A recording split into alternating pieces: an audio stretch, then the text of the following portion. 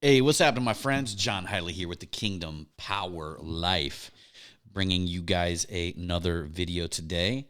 And it is a Sunday. And if any of y'all haven't noticed, I actually got my boots over there. I'm heading down to Fort Worth, Texas today.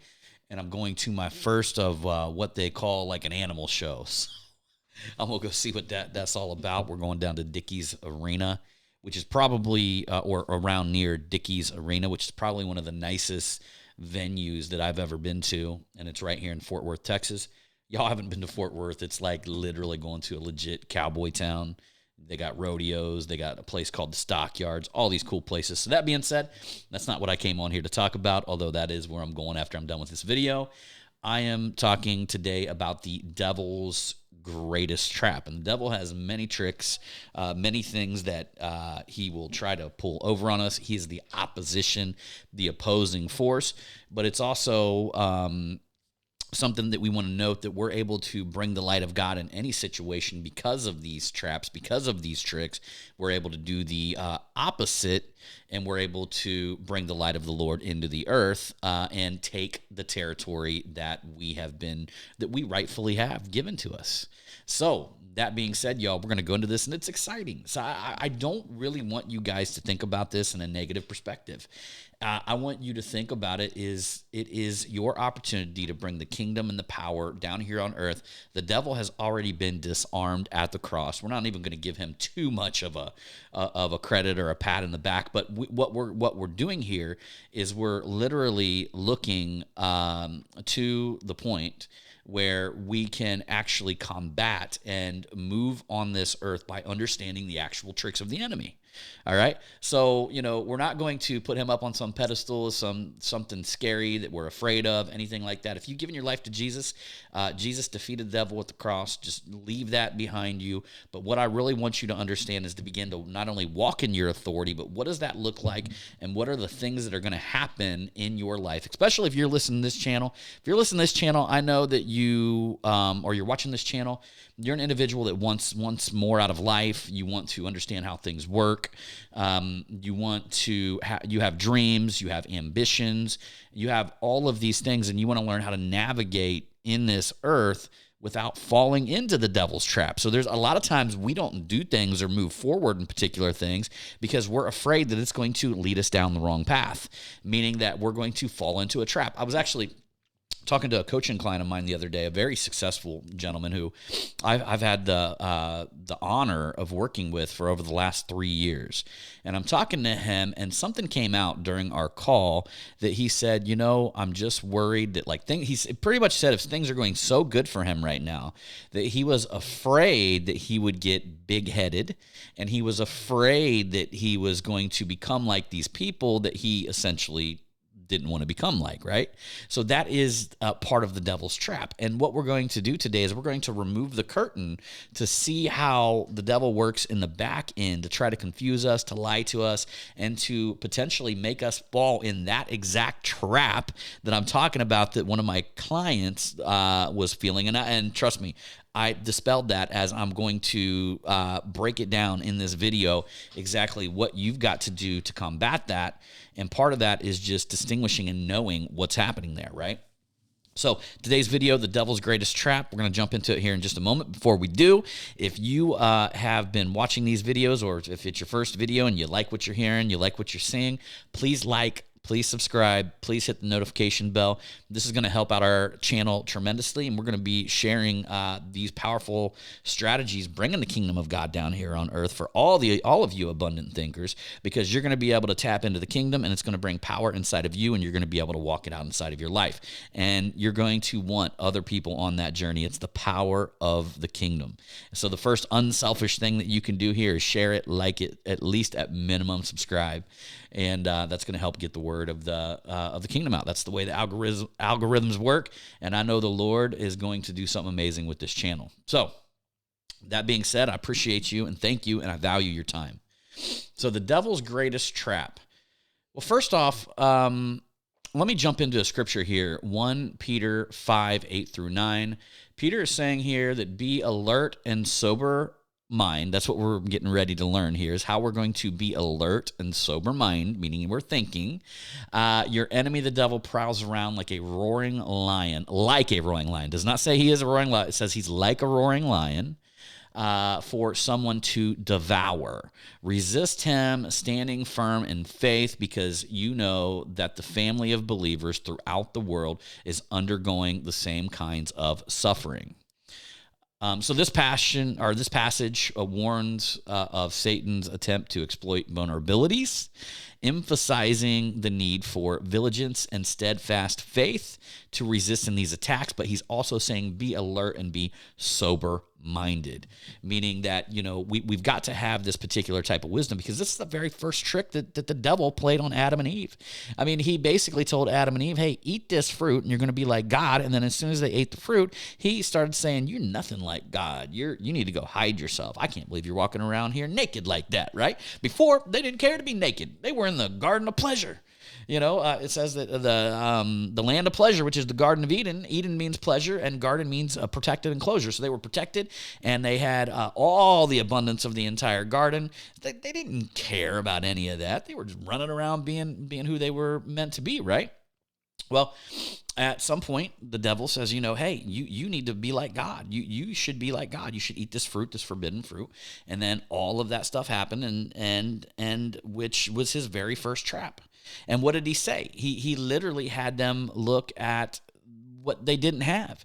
Because if you looked at the verbiage, what God said you could eat freely of all the garden. You can have all the trees except that one. Just don't eat that one, okay, because that was our choice. Now, that was critical. That's critical that we have a choice in the relationship, because God cannot force us to be with him, or else we wouldn't have free will. And who would want to force somebody to be with you? Nobody, including God. And so the tree was there because that was our choice. And so we got coerced into thinking we're going to be more like God. And then what does the devil do? He turns around and starts saying, after you eat this fruit, you're going to be like God. And then he turns around and tells us how terrible we are, right? The same thing happens today. He uses the same tricks and techniques and tactics in today's world. An example of this. So, I was just watching something recently, and there was a young lady who was an actress, and she was an inspiring actress, right? And so she was talking about the way that the devil talks to her in her mind by telling her that she's not good enough, she's not skinny enough. Even if somebody actually hired her, nobody would actually go and visit or watch her plays or her performances. And so these are all the lies of the enemy, right? So what happens is an individual like her can fight back, right? And yeah, we're encouraged to fight back. But what will happen is she'll beat the devil in that scenario, and then he'll just pull her over to the other side of the fence. So all of a sudden she wins, and she's an actress, and people love coming to her events, and and she says, the devil's telling her all these lies, and then she gets to the other side of it, and now the devil starts telling her this. The devil starts saying, you're better than everybody. Oh, you see them people beneath you, all them people that held you down, take the knife and jab it in them. Stick it to them good. They were your haters. They were individuals who were trying to take you down. They were people that were, trying to stop you from success. So then the devil takes her and inflates her ego to the point to where she becomes incredibly prideful. So just like I was saying earlier when I was on the call with a coaching client of mine, or actually earlier this month, this was our last coaching call, and he was telling me, we were speaking of a particular monetary amount that I was like, you need to hit this amount this month. You're doing this much. Here's what we need to do. I know you only got 3 days to do it, but this is what needs to happen, and here's how you need to do it, and here's the energy you need to put behind it. And what stopped him dead in his tracks, he's like, well, I'm just afraid this is coming too easy. I'm afraid that this is coming to me at a level that I'm going to begin getting an inflated ego, right? So he was sensing that, and that fear, that's the devil in his ear. That's Satan, the enemy of lack, saying, hey, well, don't do it. Don't be your best, because you might become like these people that you tend to despise. And that's, at the end of the day, that's what it was. It was a particular type of person that he never wanted to become. So we cannot allow the devil to dictate what we're going to do based on his verbiage that he's putting in our mind, his lack, his scarcity, his fear. What we've got to do is understand and identify by the Lord. Now, this is where it is so critical. Humility is critical, because this is why it's so important to take these wins that we have and just give them over to the Lord. Okay? Give them over to God, and always ask for the wisdom of the Lord. Always ask God in every particular situation, God, what would you do in this situation? I've been reading the Bible. Give me a sign. I need wisdom in this particular situation. And when you continuously bring God and get him involved in every single situation, you are going to literally, as Apostle Paul says, the renewing of the mind, you are going to incarcerate the devil. You are going to lock up these thoughts and put them beneath you where they actually belong, because you, my friend, are walking with the Lord. And when you walk with the Lord, you're able to reveal his light up on this earth. Okay?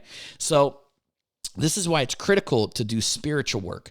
This is why it's critical to spend time in the Bible. This is why it's critical to go and learn from people, individuals who have the spiritual knowledge that can quench your spiritual quest that you're on right now.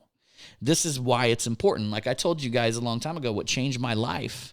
I say I told you guys a long time. I told a lot of people a long time ago, but I told you guys 40 videos ago or something like that, that the biggest thing that changed my life is asking for wisdom, is falling to the floor and emptying myself of myself and asking for the Lord's wisdom.